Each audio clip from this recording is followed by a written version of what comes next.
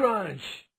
Hello everyone, and welcome back to How To Versus. I'm your host, Electricstar, and today we will be talking about speed. Ah yes, speed.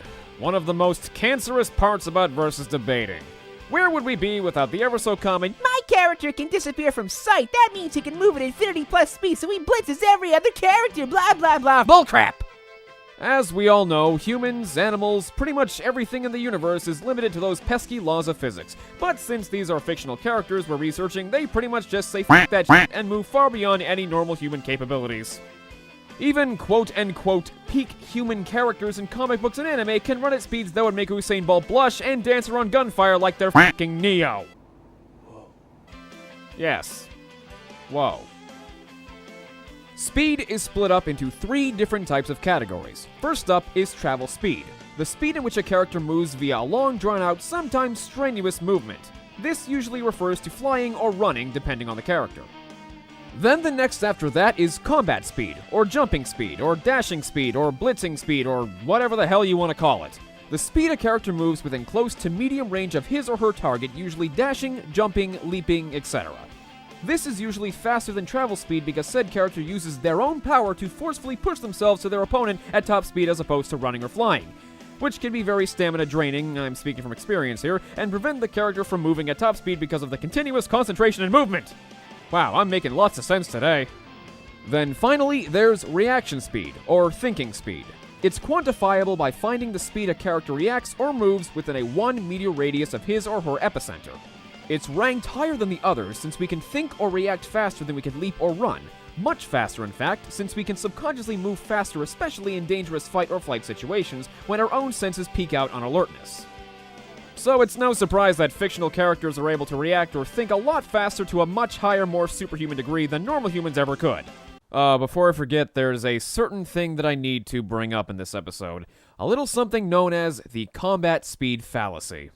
This is a often very flawed argument commonly used by downplayers and wankers that it's entirely possible to have the three main forms of speed be completely different from one another for a character, and so one form of speed is completely useless in combat and so on and so forth. Basically, they would say that, oh, this character can move 5 times the speed of light, but that's only by movement, not by combat, therefore it's not counted. Basically, they're downplaying and just being stupid.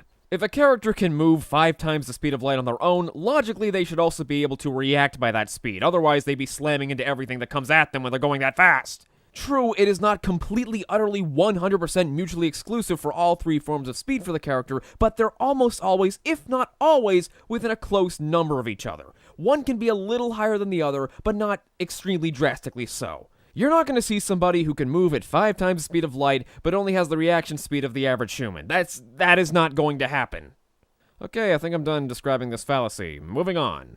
Now then, you're probably curious about the levels we use for each tier in speed. No! Sir! No! Rhetorical question, of course you are.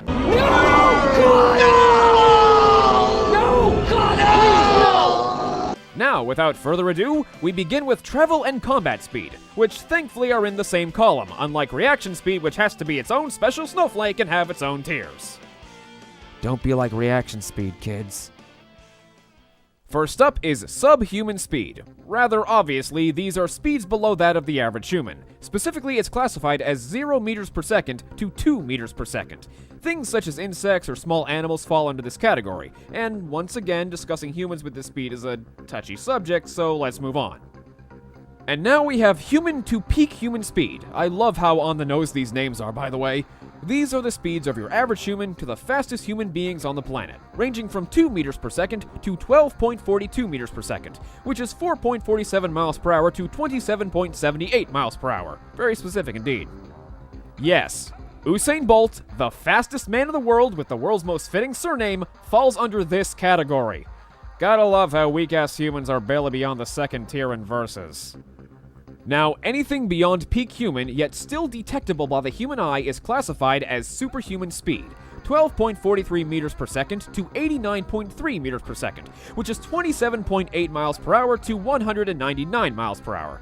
You know those superhero origin stories where the character is slowly developing their powers and they're typically seen outrunning a speeding car or some stuff like that? Yeah, that's what this tier is in a nutshell. But what happens when a character moves so fast that you can't really see them, that they're barely anything more than a blur? Well, we got a tier for that, thank goodness.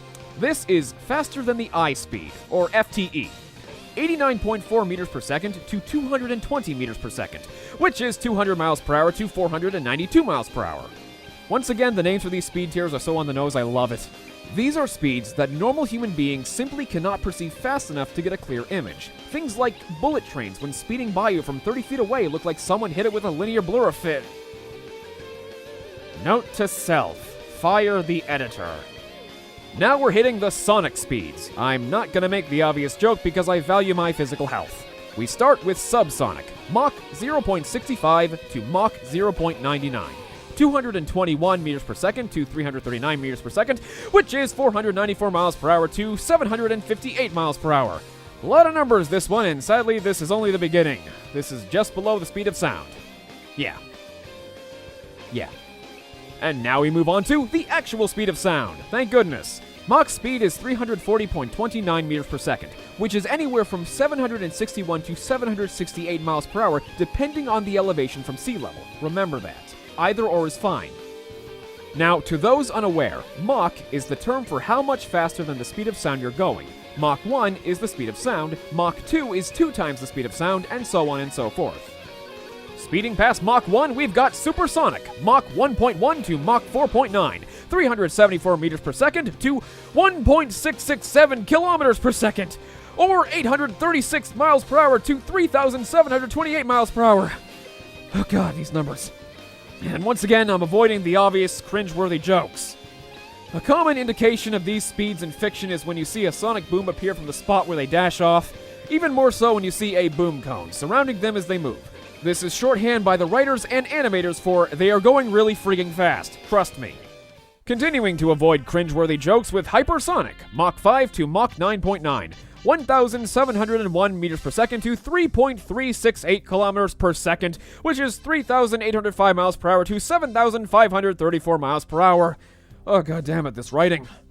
The same rules apply between this and supersonic. Sonic boom after dash, boom cone during movement, just twice as fast, yada yada yada. And this is where the min-max numbers for each tier get progressively wider. Now we have high hypersonic, which is Mach 10 to Mach 99.9, 3.4 kilometers per second to 33.9 kilometers per second, which is 7,605 miles per hour to 75,832 miles per hour. Whew. Characters who are high hypersonic, specifically those who are Mach 32, can break through escape velocity of Earth and enter space. These kind of speeds are typically unheard of in the real world, but for Versus debaters, we hear those numbers every friggin' day, which, totally absolutely makes us better than you and not losers with way too much time on their hands. Yeah. The min-max gap gets even wider with massively hypersonic, Mach 100 to Mach 8,809.9, 36 kilometers per second to 2,998 kilometers per second, which is 76,055 miles per hour to 6,706,335 miles per hour. God, kill me with these numbers. Characters that are massively hypersonic can move from the west coast to the east coast of the United States in 12 seconds flat. I don't know why, but this seems to be the most common speed tier for fictional characters, but maybe that's just my personal experience. I don't know, maybe it's just a coincidence or something. And now we exit the Sonics and move on to C. Yes, C. C? I simultaneously love and hate you for doing that, editor. Anyway, C is shorthand for how much faster than light itself a character is going. 1c is the speed of light, 5c is 5 times the speed of light, and so on and so forth. However, as evidenced by the next two tiers, you can calculate a character's speed as being really fast but still slower than light with percentages and decimal places. With that being said, we now have sub-relativistic, 1% C to 9.9% C, Mach 8,810 to Mach 88,099. It's acceptable to use either when calcing a character, but for the sake of looking good, translating the Mach to C is often recommended. People who are sub-relativistic race around the entire globe 4 times in 1 minute. Time for more C! Now we have relativistic, 10% C to 99.9% C, Mach 88,100 to Mach 880,999. Very specific. Characters that are relativistic can move to the moon and back in under 30 seconds. This is the best speed tier usable for kinetic energy calculations unless FTL kinetic energy is established as a thing in a specific universe. But under most circumstances, this is where such calculations stop. And now we finally hit what the real world often perceives as the fastest thing possible, the speed of light! Light speed is 1c, obviously. Mach 881,000, or 299,795.490 kilometers per second, or 670,623,411.775 miles per hour. Not much else needs to be elaborated here. It's literally the speed of light. It's light speed. Moving on. But what happens if a character is faster than light? Faster than light, you say? That's not possible, you say again. Well, viewer, allow me to remind you that this is fiction we're talking about here. Nothing is impossible, as oddly inspirational as that sounds. FTL is 1.1c to 999c. Would it be okay to make a ludicrous speed joke? Yeah? No? Whatever. The next tier is MFTL, 1000c to 999,999c. This is often where high-end comic book and anime characters end up by the end of the series. Or before an annoying retcon. Been there. But what if you're even faster than that? Luckily, Versus Debating has you covered. I'm starting to sound like an insurance salesman right now. MFTL Plus is over 1 million C. People who are MFTL Plus are people who can cross the Milky Way galaxy in a few days. This level of speed is commonly reserved for abstract beings, high-tier gods, and poorly written Mary Sues. And finally, omnipresence is a speed that is also no speed. Wait, that makes no sense. It's being everywhere and nowhere. That still makes no sense, but is a better description, so let's stick with that. Omnipresence is being literally anywhere at any given time, making the concept of speed itself irrelevant. If you're at home or on Jupiter, the character is there no matter what. And that is the best example of omnipresence that I can give because I am an idiot. Now that we've got movement and combat speeds knocked out, it's time for Mr. So Important I Need My Own Tiering System, reaction speed. As said at the beginning of this video, it's quantifiable by finding the speed a character reacts or moves within a 1 meter radius of his or her epicenter, and I'd much prefer not repeating a big paragraph again. Reaction speeds are grouped in seconds. Yes, seconds as in time. Underwhelmingly mundane? Probably. Useful information on how to versus? Again, probably. Luckily, this is really easy to describe and will not take long. 1 second is 1 second. Obviously. 1 decisecond is 1/10 of a second. This is the normal human reaction speed. 1 centisecond is 1/100th of a second and is faster than human eye reaction speed. Remember the whole linear Don't you dare! A millisecond is 1,000th of a second, supersonic reaction speed. A microsecond is 1/1,000,000th of a second, massively hypersonic reaction speed, and again from my experiences, the most character speed of everything. Totally. A nanosecond is 1/1000,000th of a second. This is FTL reaction speed. A picosecond is 1/1,000,000,000th of a second. This is MFTL reaction speed. A femtosecond is 1/1,000,000,000th of a second. This is MFTL plus reaction speed. An attosecond is 1/quintillionth of a second. This is made popular thanks to the Flash. A zeptosecond is 1/sextillionth of a second. And finally, 1 yoctosecond is 1/septillionth of a second. That's the fastest speed we can imagine without it being omnipresent.